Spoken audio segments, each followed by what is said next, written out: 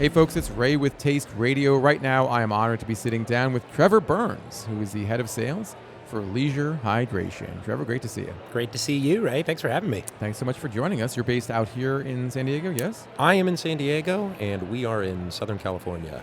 And I got to tell you, I love to travel more than I did in the past. And you know why?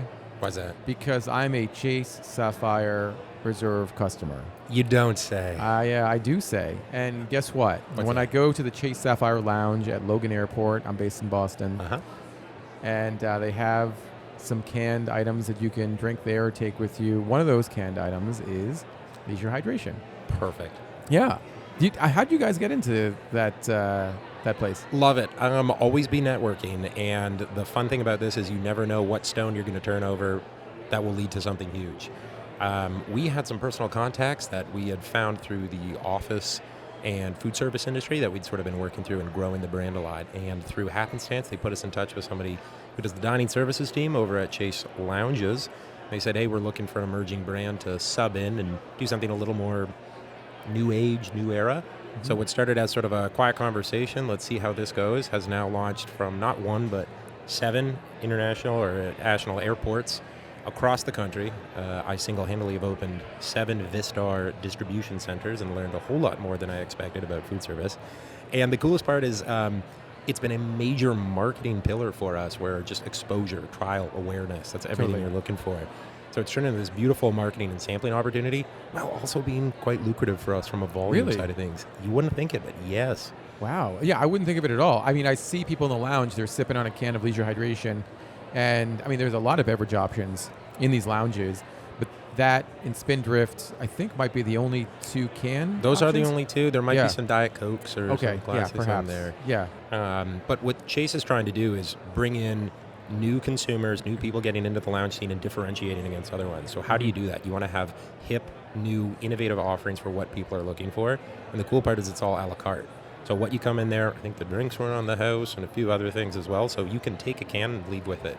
Similar to how a lot of like office parks have those little pantry programs for people.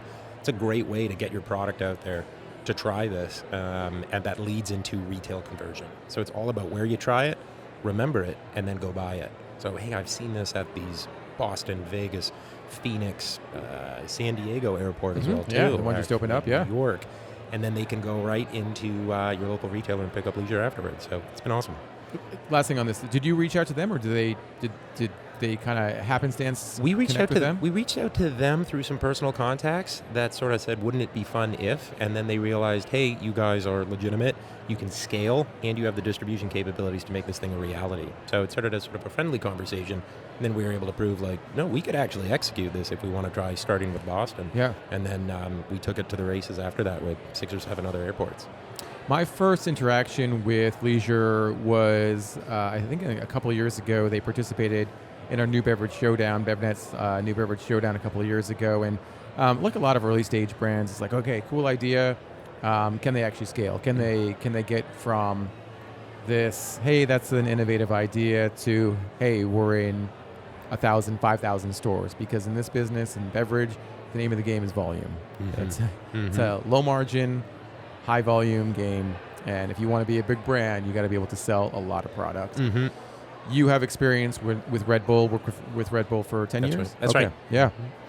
And when I think about getting from, again, let's just call it 0 to 1, I mean, what does it take? How do you know when you're ready to take that leap from we're a tiny unknown to we're in Chase Sapphire Lounges and growing from there? I mean, I'm obviously not growing from there, but like being in a lot more places. We can play ball there, definitely. Yeah. A few things that come to mind.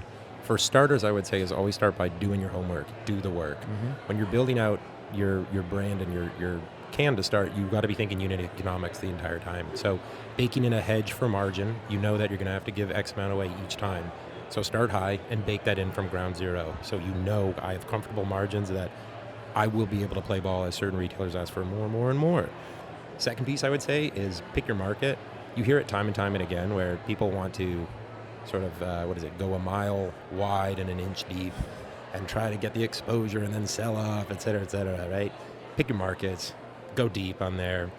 But within that area, find the mavens, find the influencers, and by that I mean like the cool accounts and such. And just, you don't need to go crazy to start, but like build up your rapport, build up your story with those influential accounts, and give yourself some time for that flywheel to get started. So me and the boys, we were hustling. The boys specifically hustled from the early days to get into the Erewhons and the Lazy Acres and those guys that you can do in your backyard. Los Angeles is a great market for just innovative beverage. Did the homework, find those retailers, and then the sales started speaking for itself. We'd springboarded into San Francisco. We got in with Nugget. We got in with Molly Stone's. Suddenly we got Seattle asking for us. So knowing sort of where you can grow and, to your point, scale, like do so methodically. Don't think it's going to happen overnight, but like pick the right racehorses, I guess is what I'm saying. So I think also know the category you're playing in. Leisure hydration used to be known as Leisure Project. And to me, I'm just, okay, what is it? What are you selling? I mean, it's cool. It sounds cool. You have cool labels, but I don't necessarily know if people knew what it did for you. So how much was that transition to being hydration? How much did that impact your ability to sell? When somebody's looking at a product on the shelf, they have like 3 seconds to make your pitch, right, basically, as a can. So it's finding that line and maturing a little bit to say, like, what do I want to be known for? What do I want people to remember from my product and my can? And hydration has thankfully seen a massive boom right now. Outside of what used to be just isotonics, there was no other secondary beverage category outside of isotonics where it's crushed the competition. But now just organically over the past maybe 5 years, we're seeing more of what I call like a lifestyle hydration category starting to come. So I think it's being mindful when you talk about your brand, you're hitting it home to say, I am serving a functional purpose, which is hydration, and I've got better for you ingredients, double the electrolytes of these old isotonics of the past. And you know what you're getting when you're picking up a can like this. So perhaps it's like a cultural shift on us internally, just remembering, like, don't bury the lead. Just go for it on what purpose you're serving with your shoppers. Keep it simple, make it easy for the consumer to understand. A little bit. Yeah. The other part of this, though, is there has to be a point of reference, right? I mean, when you're talking about isotonics, you're talking about hydration beverages. Hydration beverages could be water, right? So what makes it better? And starting with the retail buyer, right? Like, how are you going to convince them that this is better than what they already currently have on shelf? And I guess better just means how much more are you going to sell of this product than of the existing product on shelf? Because typically you have to kick somebody else off to get on there. Totally. It's always changing. So a couple of thoughts that I have that come to it. One is jobs to be done. So gone are the days of Sprite quenching one's thirst. That's not really like a valid reason to buy anymore. Our whole generation is looking for functionality. When I'm buying this and taking an investment, what is it doing for me? So letting people know, like, this is a functional beverage and it's going to give you a little bit more of an ROI on that purpose for which you're purchasing. And then the second on that, it would be like knowing subcategories, and this gets a little nuanced, but it's sort of like what I like to say for leisure is we play between the balance of fun and functional. So think about, on the fun side, you got your Lemon Perfects, your Buys, your vitamin waters. They do a decent job on the functional side. Not insane, but then you look at the other side of it, you've got like a Pedialyte. People drink Pedia for a very specific, almost clinical reason now, of like, maybe I'm really hungover, maybe I'm very sick. Right. You don't see people walking around on the street on a Friday evening just crushing a Pedialyte out there. Like, it's a little odd, I'll say. For us, as we get the functionality of, say, those clinical hydration, rapid hydration space, but it's mixed with that fun brand personality side of things. Not bashing in any other brands, but Vitamin Water ceases to have some of this fun, relatable brand to it now, and it's like, no, we're bringing that back to consumers. So that intersection of where fun meets functional, where we say, this is a great beverage, and guess what? You can drink it every day. So long-winded way of saying, Mr. Retailer, Mr. Buyer, we have a functional beverage with a really fun brand, and we're creating sticky habits, repeat purchases. It goes really well with a lot of modern brands that people are already purchasing, increasing your basket ring. So the next generation of shoppers are looking for this usage occasion of lifestyle hydration is probably how I'd say it.